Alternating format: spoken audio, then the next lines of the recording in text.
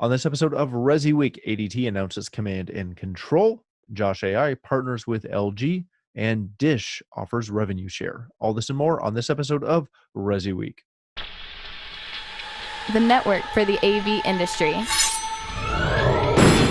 What are you listening to? This is AV. This is AVNation. This is AVNation. This is ResiWeek, episode 164, Revenue Share. Support for AVNation is brought to you by HD Base Tea. Welcome to ResiWeek. This is your weekly wrap-up of all the latest news and stories for the residential AV industry. I'm your host, Matt D. Scott for AVNation.tv, and today I'm pleased to be joined by my good friend, Joe Whitaker. He is the president and owner of The Thoughtful Home. How you doing, my friend? I'm doing well. Thank you for having me back on. Thank you for being here in your booming hall of wonder there. Then we have Scotty Allen. He is the head of product at Josh.ai. How you doing, Scotty? Doing great, Matt. Happy to be on as well. Thank you so much for being here. And last but not least, we have Peter Cook. He is the founder of Automated Design and Entertainment. How are you, sir? Excellent, Matt. Thank you so much for having us on. Thank you guys for being here. All right, gentlemen, let's kick this right off with a story that comes to us from CE Pro and the one and only Julie Jacobson. ADT Pulse versus Command and Control is lots of changes going on over at ADT. If you haven't been following this, ADT has said goodbye to Pulse, which was their first fully integrated security and home automation solution. And they are now teaming up with and launching a new command panel and app and cloud-based platform that, of course, is being powered by the one and only Alarm.com. Joe, I want to start off with you on this. And, you know, I kind of realize that we don't necessarily have anybody here that is specifically a, security company or security installer, but all of this intrigued me. All of this was an interesting read, but I couldn't get past the Alarm.com. That is, to me, just a massive shift in the way ADT is doing business, as well as a huge change for that landscape in general, having ADT all of a sudden partner up with arguably one of the biggest other names in home security in Alarm.com. What is that partnership going to affect as far as a change within that industry? Well, it's, part of it is obvious. I think ADT in what they were doing has started to learn from some of their mistakes. If you look in the article, it talks about how Alarm.com's module works with Honeywell and DSC, but it also works with GE Concord 4 networks. I mean, Alarm.com has been able to offer their services to every major manufacturer of the higher end alarm panels on the planet. So it's kind of that natural transition where Alarm.com has already captured the audience. ADT has always been about the service, but they've had failures on product, failures on deliverables, failures on experience.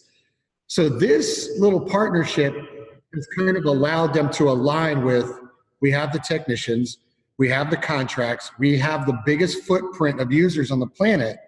Now we just got to offer them the couple of things that we're not doing well, instead of sinking a bunch of money into doing that. And then with the CDMA 3G sunset right around the corner, 2 years seems like a long time, but that's shorter than your average contract within security. So you're going to have this transition happen while people are in mid-contract.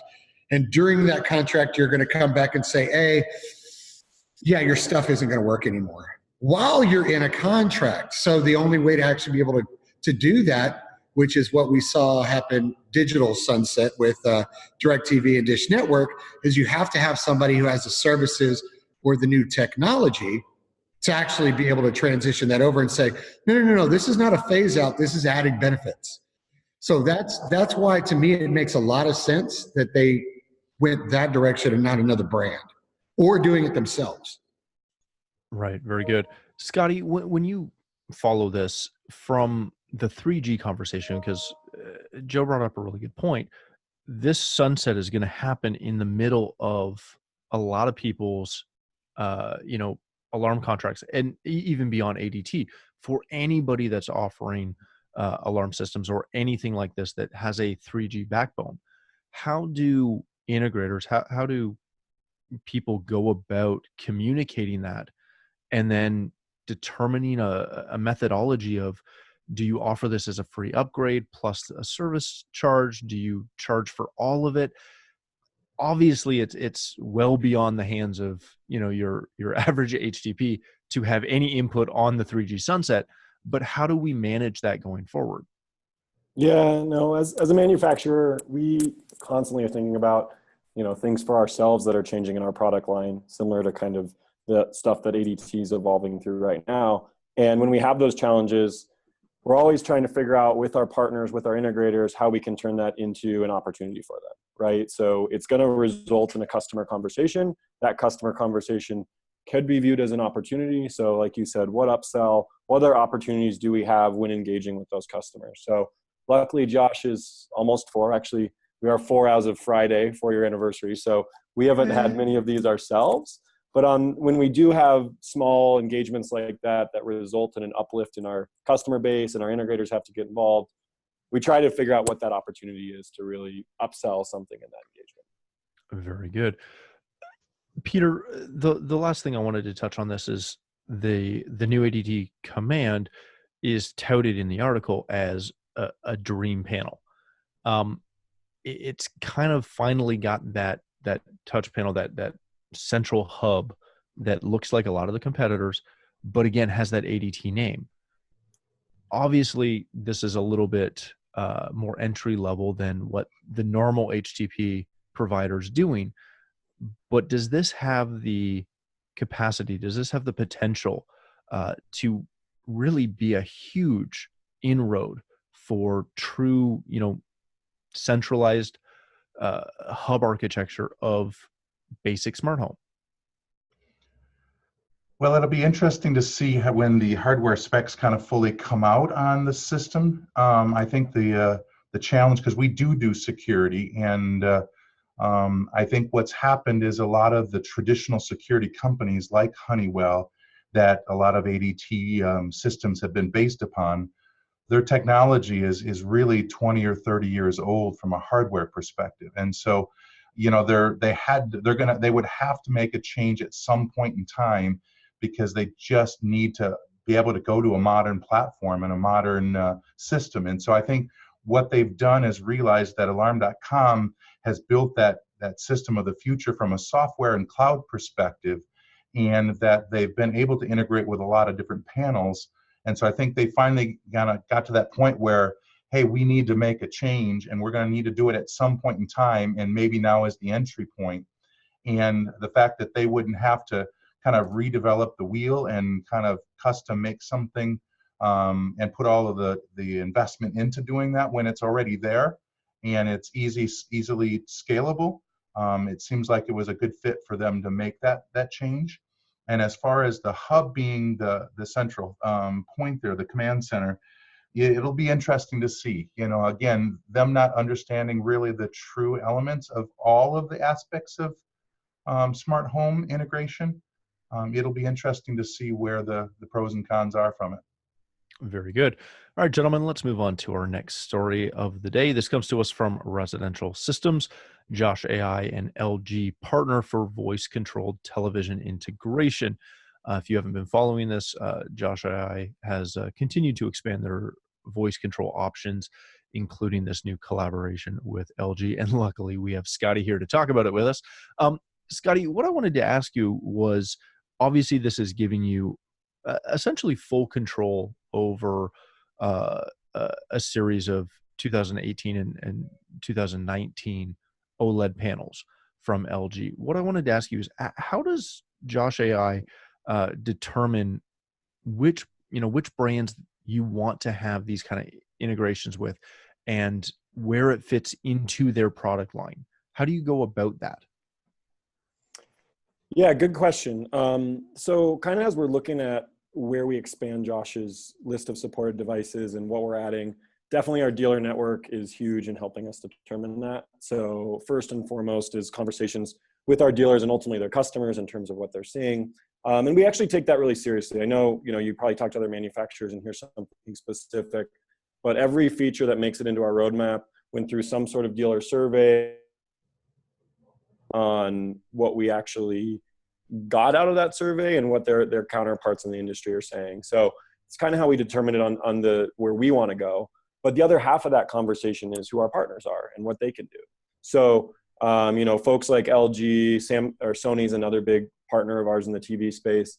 For us to be able to deliver and be in customer homes, if something's going to change on their end or our end, we need to be months ahead of that so that we can make the lives of our dealers and partners that much easier. So it's really twofold, right? If our dealers are asking for something, we also need to have the technology relationship with that partner to be able to announce something.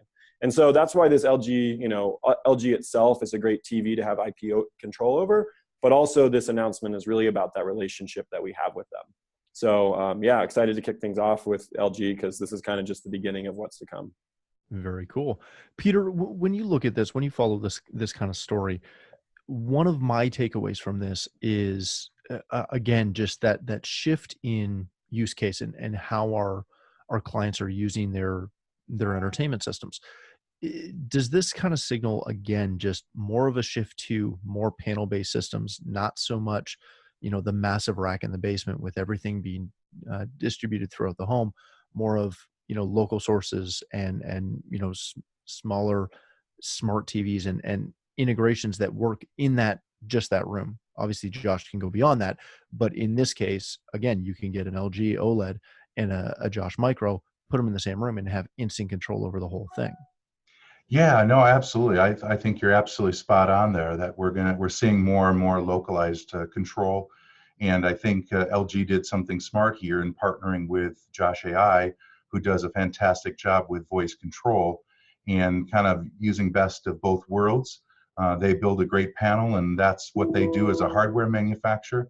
And where, giving that access to Josh and giving them access to be able to have some deep integrations, offer the homeowner just an overall better experience. And then we tie a lot together through the network, and that just makes the integration so much nicer. Very good. Joe, when you look at this, when you follow this, how often do you hear, like, obviously this is a really cool integration. This is something that can be really effective. Is this what a large majority of clients are asking for, to be able to control their TV from their voice and manage that directly? Or are they just launching systems? Or is this a really good precursor to what's to come as far as how we're interacting with our entertainment? I think it's a precursor. I was involved in something many years ago, and I can say, without saying any brands on the TV side, that there was a TV brand that had voice control, and the contract and the actual, the way that actuated, that was actually VoicePod, an integrator friendly, so to speak, voice control option. Years ago, obviously, that was kind of archaic compared to what we have now with Josh, but it was that first entry. So I think that move has already kind of been very natural, that people are starting to want, and that immediately voice interaction between a voice platform and their TV, cable box, music, whatever the case may be. Now, why I think Josh is the win, because they've already had, Alexa control and Google and all of that, is the one thing that has been missing ever since, voice control has been in our industry, which is the natural speech portion of it. Yeah. That's why I think the Josh and LG thing is so unique. Great on the partnership, talking about that, but I'm looking at the end user portion of it. That expectation is going to be met in a way now. That natural speech is kind of the power of it. But at the same time, I have a fear just watching this business evolve previously. There's a reason why VoicePod as a product, a service, and the people dissolved and disappeared. That's because that big brand keyed in and said, we want it all. We don't want anybody else to have it. And that's a scary thing on the business side, where a company like LG could come to Josh and say, I'll tell you what, we love the tech. We love everything you're doing. Here's $50 million. It's now ours. And I will tell you what, that is a big buy. And I'm just, see, look at the smile. Look at the smile down there on Scotty's face. But, you know, those are the fears that are from my side, because I do like the tech. I do appreciate what they're doing on the business side as well. And the partnership is a very realistic thing that we've needed. But there's always that fear in the background for me is, please don't let another big brand destroy a very innovative and creative brand. Scotty, let me ask you this one kind of last question that is just kind of percolating around in my head. Every major, high-end model of TV these days has some sort of voice control in it. Most of the cable box, the satellite boxes do. How does Josh.ai differentiate themselves beyond just the natural speech to, again, make that user case for integrators to be able to go to their clients and say, yeah, we know you get this, from Samsung or LG or Sony or Comcast, but we want this, and you're going to want Josh.ai because it is so significantly better. How do you approach that? Yeah, there's so much evolving in specifically the video space. A lot of times for us around voice, it becomes pretty clear when we're at a real customer install. So that customer may be familiar with their Comcast voice remote, or maybe their Roku or some other box has voice on it. But the moment you end out in a large project like most of our clients have, you have distributed audio and video, and those sources may reside in a tech closet and they're distributed throughout the house. And so when you're giving voice commands, it really isn't that endpoint TV. It's the whole stack of things that we need to control. So saying watch, Breaking Bad in the library, the source for that may be in a tech closet. The audio may be controlled locally by a receiver. The TV needs to be on the right input, and there may be a matrix switcher involved in switching all that. So, when we look at sort of the consumer brands that do have their own voice remotes and things like that, they're great one-room point solutions. But the moment you want to start controlling anything in a more complex environment, really something like Josh that understands the framework of the home is required. So that's kind of how we look at it right now. The other side is, you give voice commands for things beyond just TV in that space. You give them for everything in that room. So one of our partners in this space that does have voice capability for the TV, they're not going to control lights, thermostats, shades, the rest of the environment.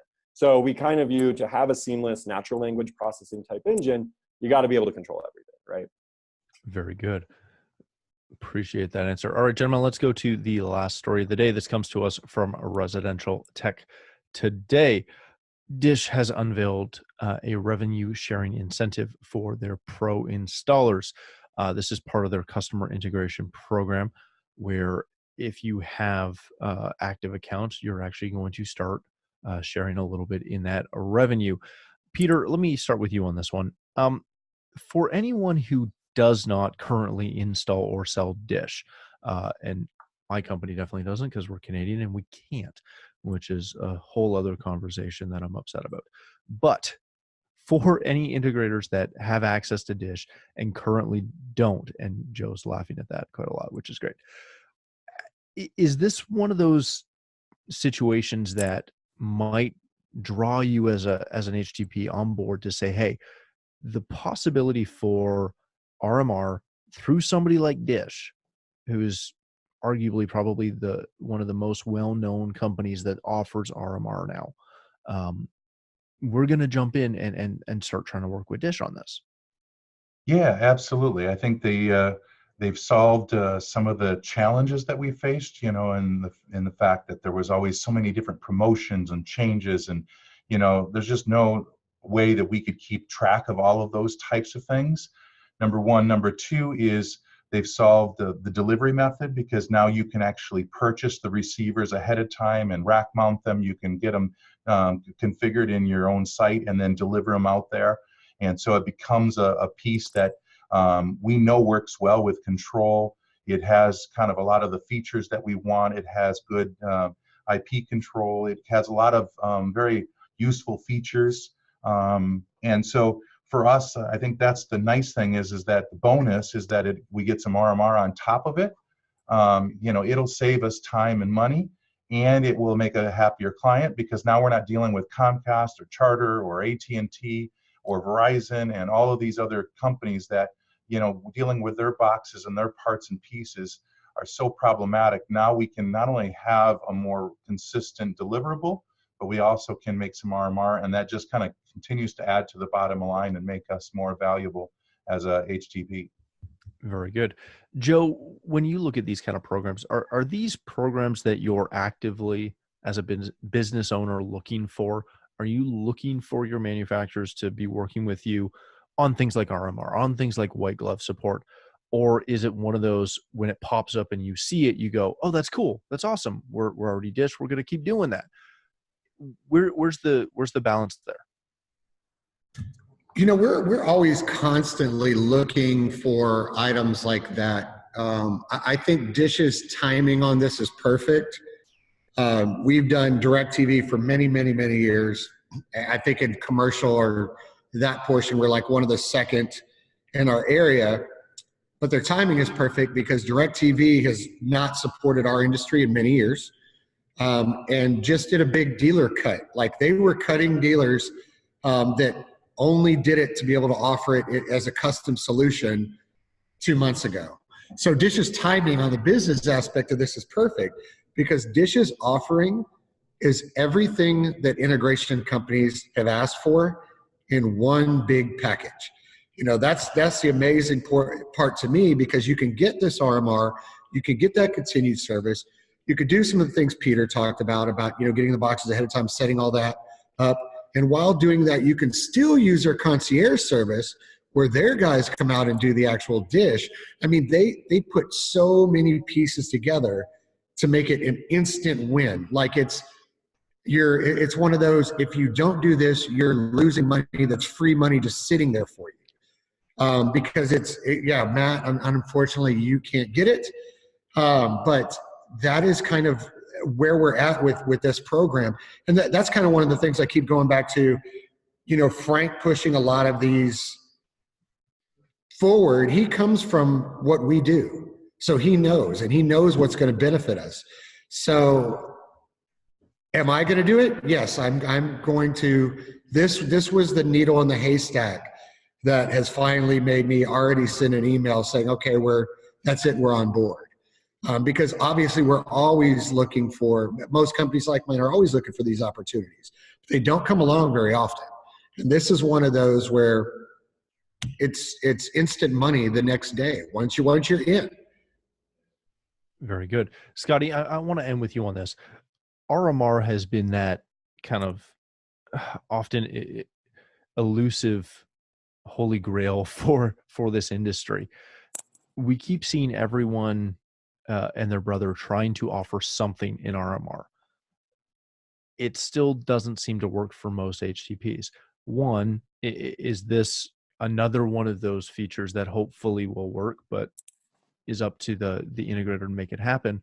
But two, are we to the point where we can just say, yeah, we're not really good at RMR within this channel?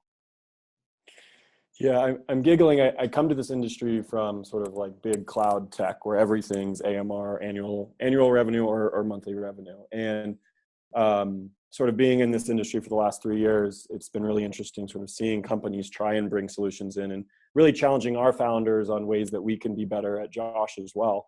So we actually kind of do a hybrid of both. You have an option of sort of buying everything up front. And so a license that kind of goes into perpetuity as a one-time fee, or we do give dealers the options of offering things on more of a annual basis that they can break down into RMR. So we've kind of straddled the fence a little bit in trying to do both. But some of our dealers that, advise us quite closely and are changing the business models, I think, in some of the markets that we're at, they've been successful with it, right? They're adding premium services for their high-end clients that do involve a monthly reoccurring fee. And sometimes those include bundle things like content. And I think Dish will kind of help move the needle here with that. And that being said, I just want to do a little bit of plug for Frank as well.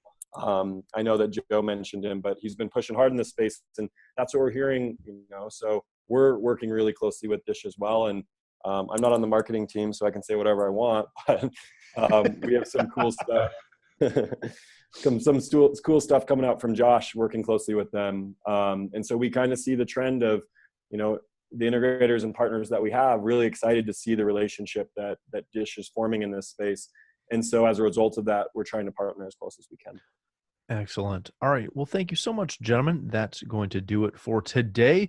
Thanks again for joining us. Joe, if people want to connect with you, learn more about the Thoughtful Home, where can they do that? You can always find me at Thoughtful Home on Twitter, at The Thoughtful Home on Facebook, and you can always find me involved with Cedia.